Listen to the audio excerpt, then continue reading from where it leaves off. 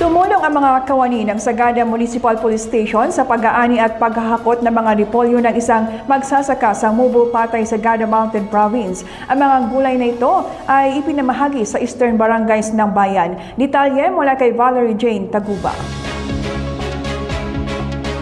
Sa gitna ng patuloy na pagtutulungan ng mga ahensya at mamamayan sa Sagada, nagsagawa ng harvesting at hauling activity ang mga tauhan ng Sagada Municipal Police Station, katuwang ang mag-PTD, mga BPATs at mga miyembro ng komunidad.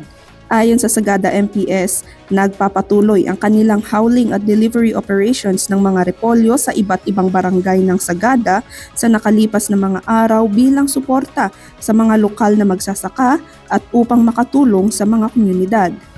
Noong Mayo 12, kabuuang 3,600 kilo ng repolyo ang naipamahagi sa 19 na barangay ng Sagada.